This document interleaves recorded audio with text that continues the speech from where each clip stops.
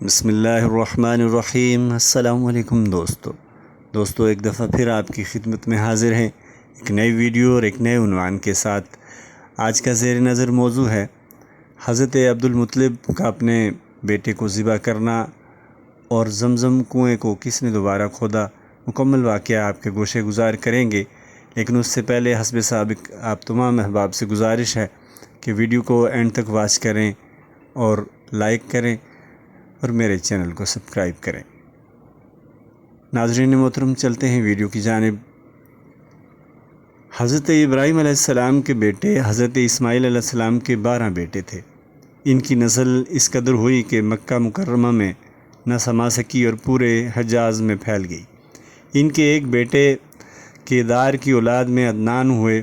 عدنان کے بیٹے معاد اور پوتے کا نام نزار تھا۔ نزار کے 4 بیٹے تھے، ان میں سے ایک کا نام مضر تھا۔ مضر کی نسل سے قریش بن مالک پیدا ہوئے، یہ فہر بن مالک بھی کہلائے۔ قریش کی اولاد بہت ہوئی، ان کی اولاد مختلف قبیلوں میں بٹ گئی۔ ان کی اولاد سے قصی نے اقتدار حاصل کیا۔ قصی کے آگے 3 بیٹے تھے، ان میں سے ایک عبد المناف تھے، جن کی اگلی نسل میں ہاشم پیدا ہوئے۔ ہاشم نے مدینہ کے ایک سردار کی لڑکی سے شادی کی۔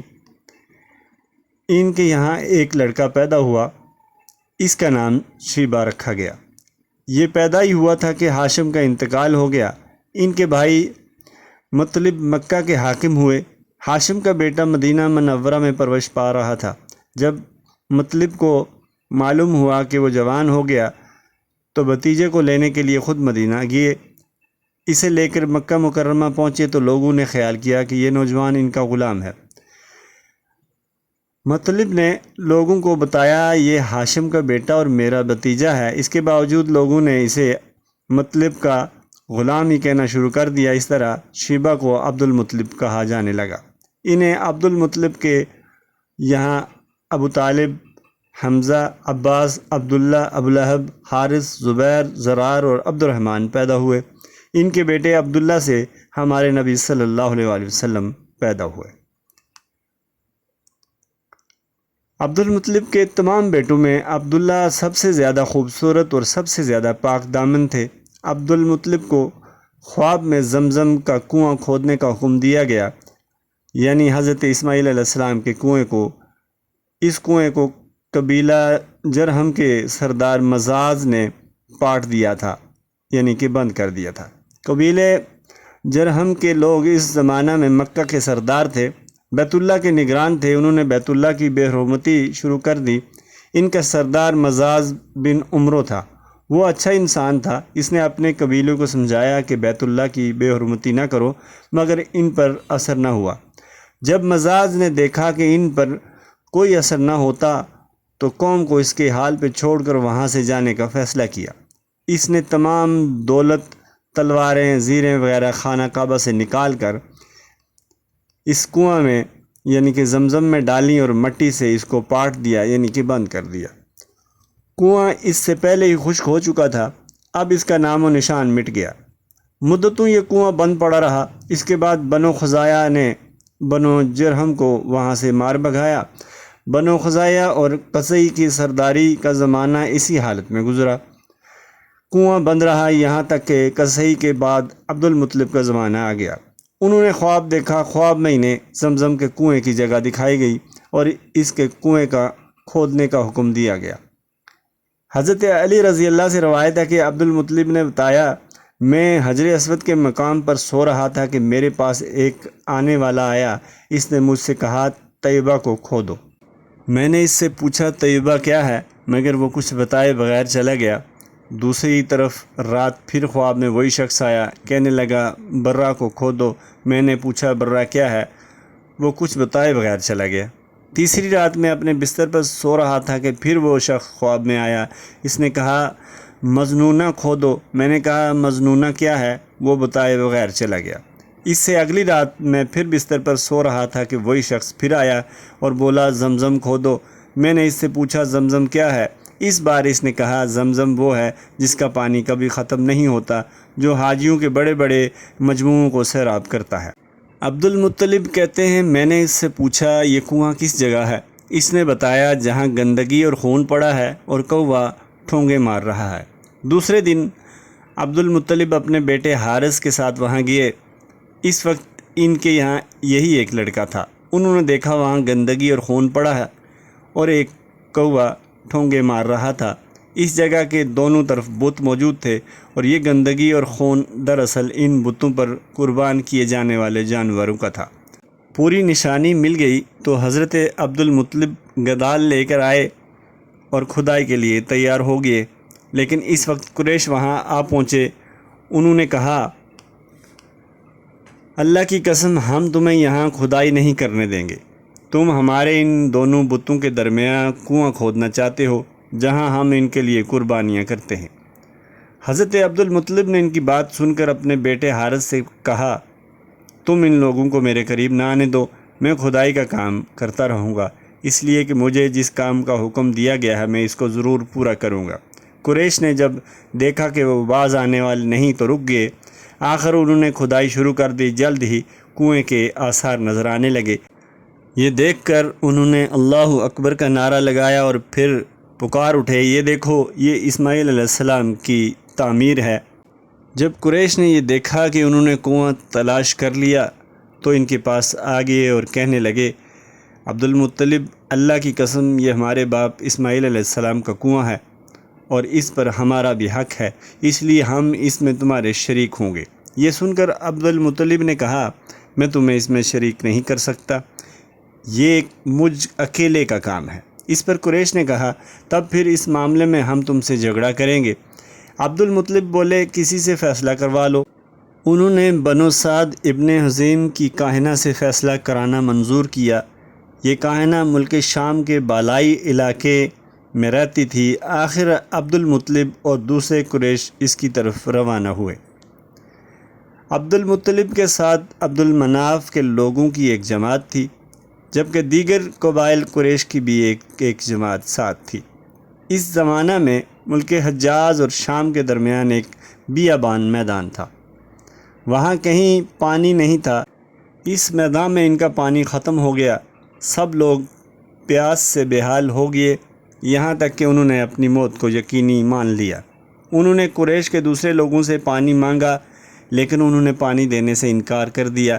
اب انہوں نے ادھر ادھر پانی تلاش کرنے کا ارادہ کیا۔ عبد المطلب اٹھ کر اپنی سواری کے پاس آئے۔ جو ہی ان کی سواری اٹھی تو اس کے پاؤں کے نیچے سے پانی کا چشمہ پھوٹ پڑا۔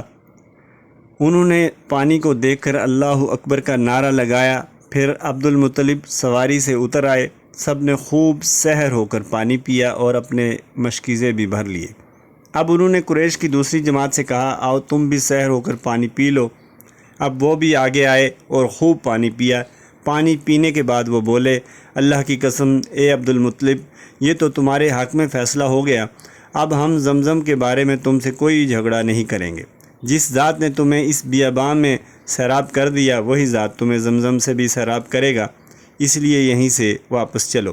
اس طرح قریش نے جان لیا کہ اللہ تعالیٰ عبد المطلب پر مہربان ہے، لہٰذا ان سے جھگڑا بے سود ہے اور کاہنہ کے پاس جانے کا کوئی فائدہ نہیں۔ چنانچہ سب وہیں سے واپس لوٹ آئے۔ واپس آ کر عبد المطلب نے پھر کنویں کی کھدائی شروع کی۔ ابھی تھوڑی سی کھدائی کی ہوگی کہ مال و دولت، تلواریں اور زریں نکل آئیں۔ اس میں سونا اور چاندی وغیرہ بھی تھے۔ یہ مال و دولت دیکھ کر قریش کے لوگوں کو لالچ نے آ گھیرا۔ انہوں نے عبد المطلب سے کہا، عبد المطلب اس میں ہمارا بھی حصہ ہے۔ ان کی بات سن کر عبد المطلب نے کہا، نہیں، اس میں تمہارا کوئی حصہ نہیں، تمہیں انصاف کا طریقہ اختیار کرنا چاہیے۔ آؤ 500 کے تیروں سے قرعہ ڈالتے ہیں۔ انہوں نے ایسا منظور کر لیا۔ 2 تیر کعبہ کے نام سے رکھے گئے، 2 عبد المطلب کے اور 2 قریش کے باقی لوگوں کے نام کے۔ پانسا پھینکا گیا تو مال اور دولت کعبہ کے نام نکلا، تلواریں اور زریں عبد المطلب کے نام، اور قریشیوں کے نام کے جو تیر تھے وہ کسی چیز پر نہ نکلے۔ اس طرح فیصلہ ہو گیا۔ عبد المطلب نے کعبے کے دروازے کو سونے سے سجا دیا۔ زمزم کی کھدائی سے پہلے عبد المطلب نے دعا مانگی تھی کہ اے اللہ، اس کی کھدائی کو مجھ پر آسان کر دے، میں اپنا ایک بیٹا تیرے راستے میں ذبح کروں گا۔ چنانچہ اب تو کنواں نکل آیا تھا، تو ان کو خواب میں حکم ہوا کہ اپنی منت پوری کرو۔ عبد المطلب کو یہ حکم اس وقت دیا گیا جب وہ اپنی منت بھول چکے تھے۔ پہلے خواب میں ان سے کہا گیا منت پوری کرو، انہوں نے ایک مینڈا ذبح کر کے غریبوں کو کھلا دیا۔ پھر خواب آیا اس سے بڑی پیش کرو، اس مرتبہ انہوں نے ایک بیل ذبح کر دیا۔ خواب میں پھر یہی کہا گیا کہ اس سے بڑی پیش کرو، اب انہوں نے اونٹ ذبح کیا۔ پھر خواب آیا اس سے بھی بڑی چیز پیش کرو، انہوں نے پوچھا اس سے بھی بڑی چیز کیا ہے؟ تب کہا گیا اپنے بیٹوں میں سے کسی کو ذبح کرو جیسا کہ تم نے منت مانی تھی۔ اب انہیں اپنی منت یاد آئی، اپنے بیٹوں کو جمع کیا اور ان سے منت کا ذکر کیا۔ سب کے سر جھک گئے، کون خود کو ذبح کرواتا؟ آخر عبداللہ بولے ابا جان آپ مجھے ذبح کر دیں۔ یہ سب سے چھوٹے تھے، سب سے خوبصورت تھے، سب سے زیادہ محبت بھی عبد المطلب کو انہی سے تھی، لہٰذا انہوں نے قرعہ اندازی کرنے کا ارادہ کیا۔ تمام بیٹوں کے نام لکھ کر قرعہ ڈالا گیا۔ حضرت عبداللہ کا نام نکلا۔ اب انہوں نے چھری لی، عبداللہ کو بازو سے پکڑا اور انہیں ذبح کرنے کے لیے نیچے لٹا دیا۔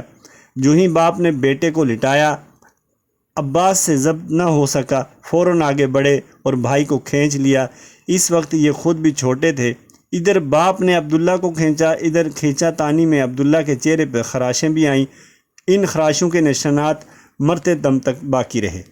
اسی دوران بنو مخزوم کے لوگ آ گئے۔ انہوں نے کہا آپ اس طرح بیٹے کو ذبح نہ کریں، اس کی ماں کی زندگی خراب ہو جائے گی، اپنے رب کو راضی کرنے کے لیے بیٹے کا فدیہ دے دیں۔ اب سوال یہ تھا کہ فدیہ کیا دیا جائے؟ اس کی ترکیب یہ بتائی گئی کہ کاغذ کے ایک ٹکڑے پر 10 اونٹ لکھے جائیں، دوسرے پر حضرت عبداللہ کا نام لکھا جائے۔ اگر 10 اونٹ والی پرچی نکلے تو 10 اونٹ قربان کر دیے جائیں، اگر عبداللہ والی پرچی نکلے تو 10 اونٹ کا اضافہ کر دیا جائے، پھر 20 اونٹ والی پرچی اور عبداللہ والی پرچی ڈالی جائے۔ اب اگر 20 اونٹ والی پرچی نکلے تو 20 اونٹ قربان کر دیے جائیں، ورنہ 10 اونٹ اور بڑھا دیے جائیں۔ اس طرح 10-10 کر کے اونٹ بڑھاتے جائیں۔ حضرت عبد المطلب نے ایسا ہی کیا، 10-10 اونٹ بڑھاتے چلے گئے، ہر بار عبداللہ کا نام نکلتا چلا گیا، یہاں تک اونٹوں کی تعداد 100 تک پہنچ گئی۔ تب کہیں جا کر اونٹوں والی پرچی نکلی۔ اس طرح ان کی جان کے بدلے 100 اونٹ قربان کیے گئے۔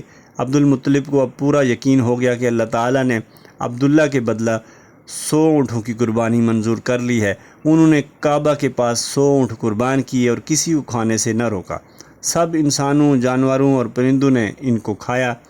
امام زہری کہتے ہیں کہ عبد المطلب پہلے آدمی ہیں جنہوں نے آدمی کی جان کی قیمت 100 اونٹ دینے کا طریقہ شروع کیا۔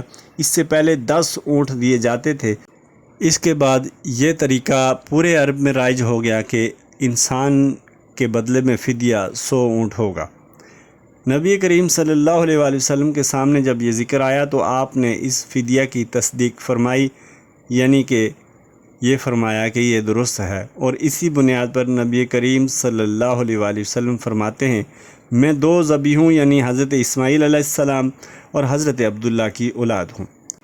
محترم ناظرین و سامعین، یہ تھی آج کی ویڈیو جس میں حضرت عبد المطلب کا اپنے بیٹے کو ذبح کرنا اور زمزم کنویں کو دوبارہ کھودنے سے متعلق تمام واقعہ آپ کے گوشے گزار کیا گیا۔ امید ہے کہ آپ کو یہ ویڈیو پسند آئی ہوگی۔ اللہ تعالی ہم سب کا حامی و ناصر ہو۔ اللہ تعالی ہم سب کو اپنے حفظ و امان میں رکھے اور اپنے پیارے نبی صلی اللہ علیہ وآلہ وسلم کے نقش قدم پر چل کر دونوں جہانوں کی کامیابی کے لیے اعمال کرنے کی توفیق عنایت فرمائے۔ اگلی ویڈیو تک کے لیے اجازت دیجیے۔ اللہ نگہبان۔